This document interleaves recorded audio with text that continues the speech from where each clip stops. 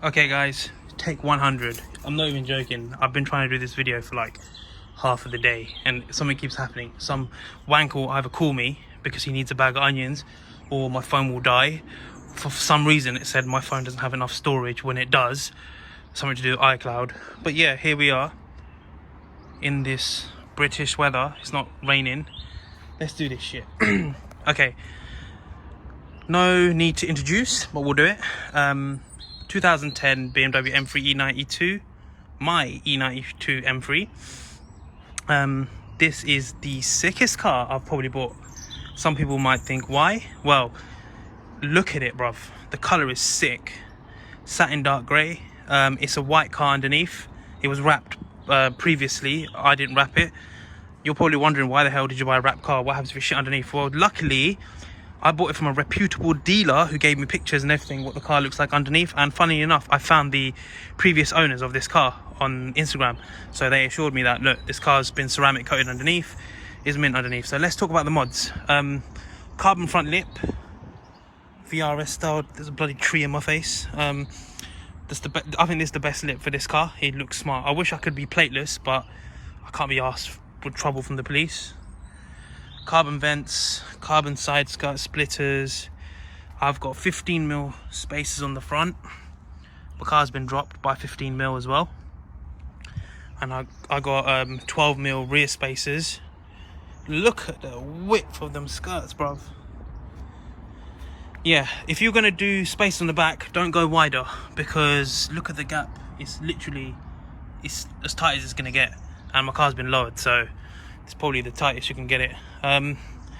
Rear spats, Vorsteiner rear diffuser, PSM rear ducktail. The kit was supplied by Mod Nation, so shout out to them. In terms of wheels, I think these wheels are the best for the M3.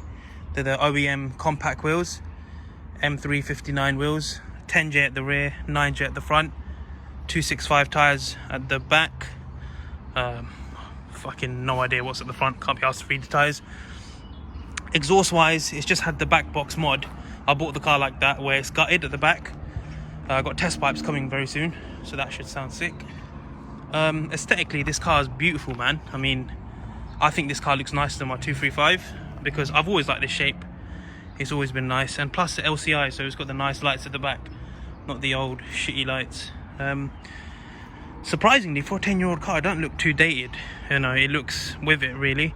And I love these fins, like, love. That looks sick. It's in carbon as well. Carbon roof, carbon mirrors. Needs a refurb at the front. But yeah, in terms of looks wise, the car is beautiful.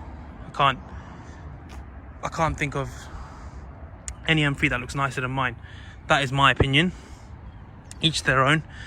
I'll have new lights come in because I don't like these shitty frozen indicators. But yeah, that's pretty much it for the looks. If you're wondering how it is like to live with running costs, I'll try my best to cover it all. Again, I'm not a professional journalist, so I might chat a load of shit. So yeah. This car, compared to my old car, I had an M235i, for those who don't know, but the people who are following me, I'm sure you know. So this car compared to the 235 in terms of running costs, this car, they're similar. To be honest with you, because this car is used, I didn't own it from the very beginning. I haven't had to spend a lot of money on it yet because it's got a service history. The only thing I spent so far are rod bearings and the throttle actuators, because they're the preventative things that fuck the car up. So if you do buy one of these, make sure you do the rod bearings, because you'll get a peace of mind and you know that the car will be bulletproof. Reason being why the rod bearings actually go wrong is, back in the day when these cars came out, obviously when you buy a brand new car, you know it's going to have warranty, you know it's a new car, you shouldn't have things go wrong with it. People would just literally get in it and go. But what they forget is you need to warm up the engine, you need to warm up the oil, for the oil to work correctly, and the pistons, you know, all the mechanisms in the engine.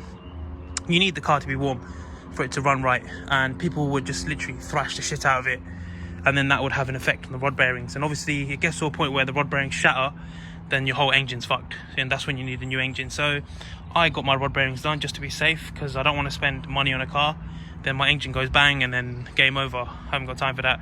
I love the bonnet bulge on the car. It just looks so beefy, man. Like, look at it. Running cost wise, the tires are similar to the 235 because they were pretty much same size. Obviously these tires are a little bit wider, so in terms of tires, you got to spend a lot of money on tires in this car because they go through tires quite quickly, and you want to spend you want to buy decent tires on a performance car because it really complements the handling. What else? Right, road tax is a lot more on this car compared to my 235. The road tax is £580. Bearing in mind this car's an older car, the emissions are higher, that's why. If it, you know, the newer cars, they have similar sort of tax brackets, you know, they're about 225 quid, whereas this 580. Fuel wise, they're both shit on fuel. This car's even shitter on fuel. Reason being is the tank is a lot bigger, but you still get the same sort of mileage as the 235. On my 235 I could get approximately 260, 270 on the tank. It would cost me about 55 quid to fill it up. It's only a 48 litre tank. This is a 60 litre tank, so to get that sort of mileage you're going to spend about 90 quid, 85 quid each fuel stop. The best I've got about 319 miles I got out of this tank. That was literally just purely motorway driving, cruise control, 75 miles an hour all the way through. So it's not bad for a 4 litre V8. It's not too bad. I mean, on a daily basis I get about 250, 260 miles out of a tank, and I do mixed of town driving and A road driving and B road driving, so it's not too bad. We'll talk about the inside. Need to bloody unlock the car. The fuck are the keys? Okay. Right, I got my steering wheel retrimmed by Royal Steering Wheels. So Alcantara, perforated leather, that was my taste, my touch. Alcantara center, it looks a lot nicer. I love the dials of this car. My favourite thing about this car is the engine. 4 litre V8, naturally aspirated. It revs really, really high. A lot of people, you know, if you like cars, you need to drive one of these cars, and then you'll understand what it's all about. It's not the fastest car in the world. It's not the torquiest car in the world, but as a pleasure of driving it, oh my God, it is brilliant. Like, the way this car makes me feel every time I drive it is so fun. Like, you can literally rag the shit out of it, and it's got all the way to 8,600 RPM before you change gears. And speaking of gears, I've got the DCT. This gear stick looks fucking ridiculous. What is that penis? Like, what is that? That is not a good design, BMW. But anyways, let's stop being immature. Definitely get an auto one, in my opinion, because you've got the best of both worlds. When you're relaxing, you can just cruise and drive like an automatic car. But then at the same time, when you want to have a fun, spirited drive, press the M button.